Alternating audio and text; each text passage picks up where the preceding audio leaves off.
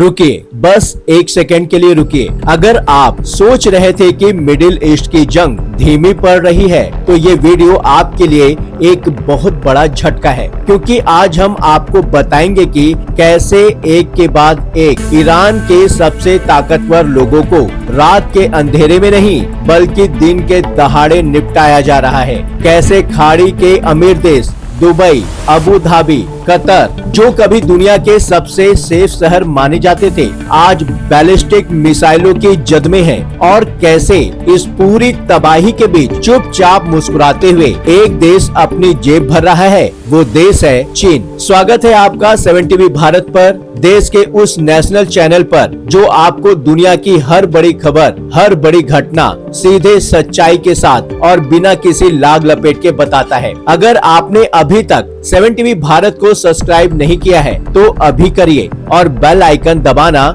मत भूलिए, ताकि जब भी दुनिया में कुछ बड़ा हो हम आप तक सबसे पहले पहुंचे। और एक बात, इस वीडियो को अंत तक जरूर देखिए, क्योंकि आखिर में हम आपको एक ऐसी जानकारी देंगे जो शायद किसी और चैनल ने नहीं दी। एक जमाने में जासूसी फिल्मों में दिखाया जाता था, एक एजेंट, एक मिशन, एक टारगेट, लेकिन जो आज मिडिल ईस्ट में हो रहा है वो किसी फिल्म से कम नहीं है। इजराइल की सेना और उसकी खुफिया एजेंसी मोसाद को एक साफ सीधा आदेश मिला है, ढूंढो और मारो। ईरान के जितने भी बड़े नेता हैं, चाहे वो सैन्य हो चाहे राजनीतिक, उनकी लोकेशन पता करो और वहीं पर मिसाइल मारो। ये सिर्फ बातें नहीं है, इजराइल इस मिशन को बड़ी कामयाबी से अंजाम दे रहा है। अब जरा इस लिस्ट को समझिए, और ये एसोसिएट प्रेस की रिपोर्ट पर आधारित है। पहला नाम अयातुल्लाह अली खामनेई, ईरान के सर्वोच्च नेता, 28 तारीख को मार दिए गए। यही वो शख्स था जिसके इशारे पर पूरा ईरान चलता था। दूसरा नाम अली लरीजानी, ये ईरान का नंबर 2 था। खामनेई के बाद अगर कोई था जो पूरे ईरान को चला रहा था, वो यही था। इन्हें अभी अभी लेटेस्ट ऑपरेशन में निपटाया गया है। तीसरा नाम गुलाम रजा सुलेमानी, ध्यान दीजिए, ये वो कासिम सुलेमानी नहीं है जिन्हें अमेरिका ने बगदाद एयरपोर्ट के बाहर हेल फायर मिसाइल से मार गिराया था। ये अलग आदमी है, बासिज मिलिशिया के कमांडर, और इन्हें भी खत्म कर दिया गया। चौथा नाम अली समखानी, खामनेई का टॉप एडवाइजर, पहले ही मार दिया गया था। पांचवा नाम मोहम्मद बकपूर, इस्लामिक रिवॉल्यूशनरी गार्ड का हिस्सा था, निपटा दिया गया। छठा नाम अजीज नरजादा, ईरान का डिफेंस मिनिस्टर, वो भी गया। जरा एक काम करिए, इस लिस्ट को समझिए और सोचिए, क्या आपको कोई देश याद है इतिहास में जिसने इतने कम समय में किसी दूसरे देश की पूरी लीडरशिप को इस तरह एक एक करके ध्वस्त कर दिया हो? ये मिलिट्री ऑपरेशन नहीं है, ये सर्जिकल डेकेपिटेशन है। अब बात करते हैं लरीजानी की मौत की और उस एक गलती की जो उनकी जान ले गई। अली लरीजानी को आखिरी बार पब्लिक में कब देखा गया था? लास्ट शुक्रवार को तेहरान में फिलिस्तीनियों के समर्थन में एक रैली में। अब मुझे एक बात समझ नहीं आती, जब आपको पता है कि मोसाद आपको ढूंढ रहा है, जब आपको पता है कि सैटेलाइट आसमान में आपकी हर हरकत देख रही है, जब आपको पता है कि आपकी लिस्ट बनी हुई है,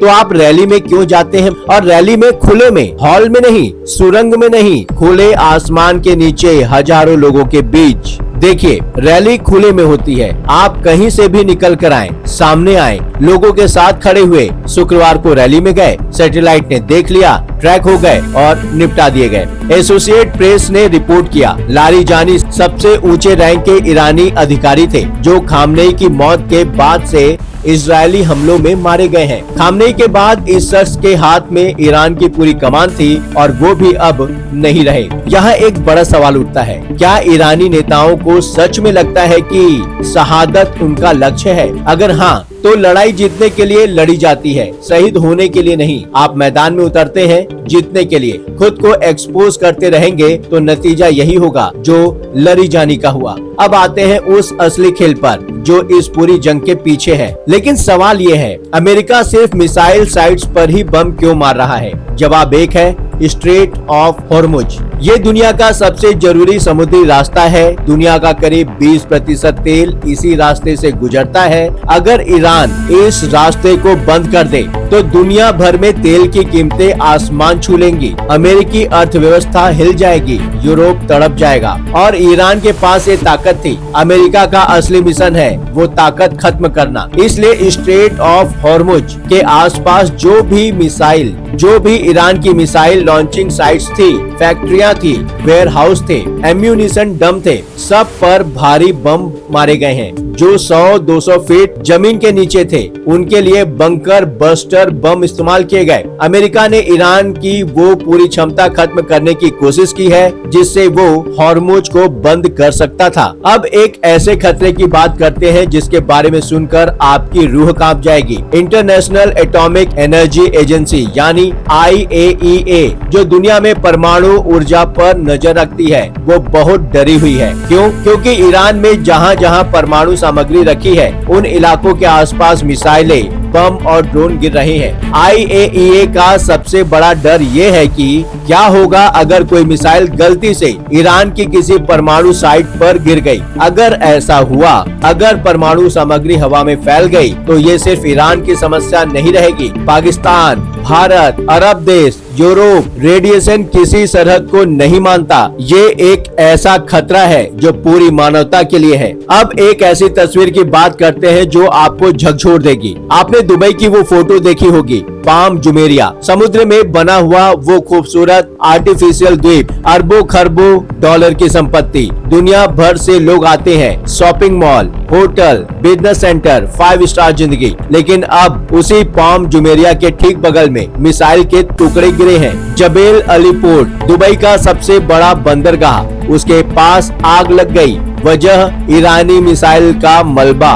और ये सिर्फ दुबई नहीं है, कतर में मिसाइलें गिरी, अबू धाबी निशाने पर आया, बरहीन भी, सऊदी अरब का आर्मेको जो दुनिया की सबसे बड़ी तेल कंपनी है वहाँ भी हमले हुए। और ये किसने किया? ईरान ने। उस ईरान ने जिसने खुद कहा था कि हम सिर्फ इजराइल और अमेरिका को जवाब दे रहे हैं। लेकिन यहाँ एक बहुत बड़ा सवाल है, इन खाड़ी देशों ने ईरान पर हमला नहीं किया था। हाँ, उनकी जमीन पर अमेरिकी बेस जरूर है लेकिन सीधे हमले उनकी तरफ से नहीं हुए थे। तो ईरान ने उन्हें निशाना क्यों बनाया? इसका जवाब बताता है कि ईरान की असली रणनीति जहां पहुंच सको वहां मारो। गुनाहगार हो, बेगुनाह हो, फर्क नहीं पड़ता। ईरान इजराइल तक सीधे पहुंचने में मुश्किल महसूस कर रहा है तो वो खाड़ी के मुस्लिम देशों पर मिसाइलें दाग रहा है। और शर्मनाक बात यह है, इजराइल के खिलाफ जितनी मिसाइलें दागी गई उससे दोगुनी मिसाइलें आसपास के मुस्लिम देशों पर दागी गई हैं। कतर के विदेश मंत्रालय के प्रवक्ता माजिद अल अंसारी ने साफ कहा,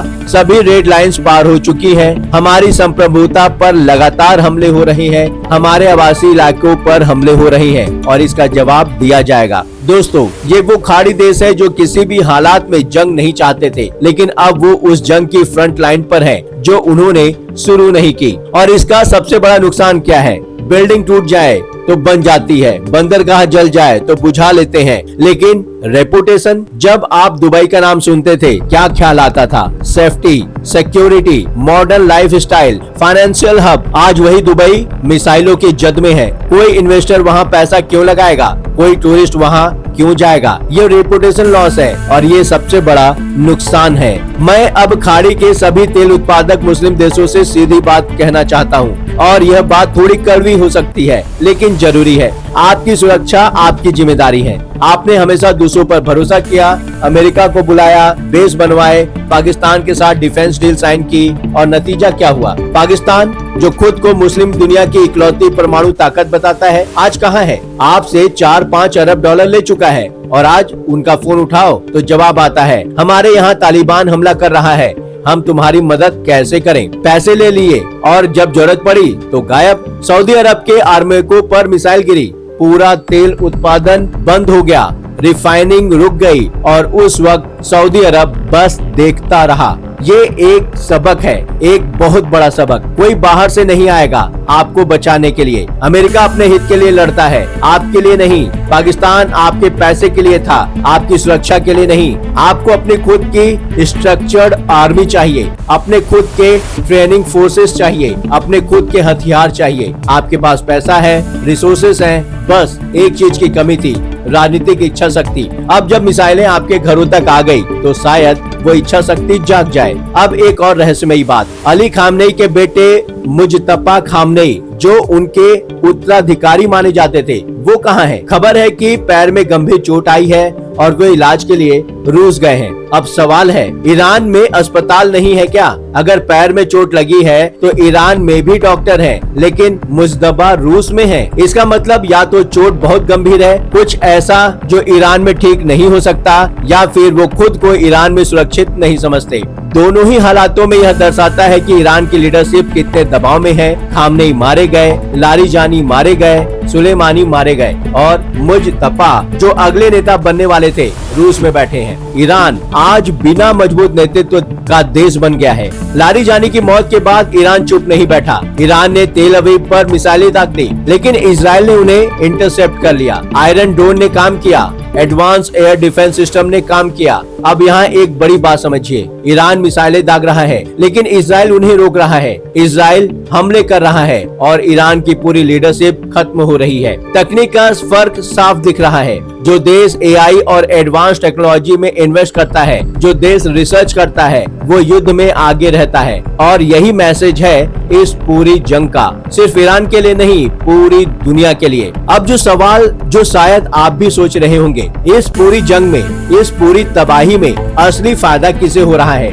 अमेरिका लड़ रहा है, इजराइल लड़ रहा है, ईरान लड़ रहा है, खाड़ी देश जल रहे हैं और चीन चुपचाप बैठा है, मुस्कुरा रहा है, अपनी जेब भर रहा है। पहला फायदा आर्थिक। जब मिडिल ईस्ट में तबाही होती है, तेल की कीमतें ऊपर नीचे होती हैं। इस अस्थिरता का फायदा, या कहे कि सबसे ज्यादा फायदा उठाता है चीन, क्योंकि चीन ईरान से बहुत सस्ते में तेल खरीद रहा है, प्रतिबंधों की परवाह किए बिना। दूसरा फायदा जियोपॉलिटिक्स। जब अमेरिका मिडिल ईस्ट में उलझा हुआ है, जब यूरोप यूक्रेन में उलझा हुआ है, तो चीन के लिए ताइवान की तरफ ध्यान देना आसान हो जाता है। दक्षिण चीन सागर में अपनी ताकत बढ़ाना आसान हो जाता है। तीसरा फायदा कूटनीतिक। चीन अपने आप को शांति का दूत बताता है। वो कहता है हम किसी से नहीं लड़ते, और दुनिया के कमजोर देश उसकी तरफ खींचते जाते हैं। The real beneficiary of this war is China. आज हमने बहुत कुछ समझा। हमने देखा कि कैसे इजराइल एक एक करके ईरान की लीडरशिप को खत्म कर रहा है। हमने देखा कि कैसे अमेरिका स्ट्रेट ऑफ हॉर्मुज की ताकत तोड़ने पर लगा है। हमने देखा कि कैसे खाड़ी ने शानदार शहर जो कभी दुनिया का गहना थे, आज मिसाइलों की जद में है। हमने देखा IAEA को परमाणु हादसे का डर सता रहा है, और हमने देखा कि इस पूरे खेल की असली विजेता चीन बस देख रहा है। इससे एक बात साफ होती है, दुनिया में सिर्फ और सिर्फ ताकत की इज्जत होती है, चाहे वो सैन्य ताकत हो, चाहे आर्थिक ताकत हो, चाहे तकनीकी ताकत हो। जो देश रिसर्च करेगा, नई टेक्नोलॉजी अपनाएगा, अपनी आर्म्ड फोर्सेस को मजबूत करेगा, उसी का भविष्य उज्जवल होगा। बाकी सबके लिए यही मिडिल ईस्ट एक आईना है। इस तरह की गहरी और सच्ची एनालिसिस आपको मिलती रहे, इसके लिए आपका और हमारा रिश्ता मजबूत होना जरूरी है। इसलिए अभी 7 TV भारत को सब्सक्राइब कीजिए और बेल आइकन को दबाइए, ताकि हर बड़ी खबर सबसे पहले आप तक पहुंचे। आपका एक सब्सक्राइब हमें और बेहतर कंटेंट लाने की ताकत देता है। और अगर आपको लगता है कि इस वीडियो में कुछ वैल्यू मिली, तो इसे अपने दोस्तों के साथ शेयर जरूर करिए, क्योंकि जो जानकारी आपके काम आए वो दूसरों के काम भी आनी चाहिए। हम मिलेंगे अगली खबर के साथ।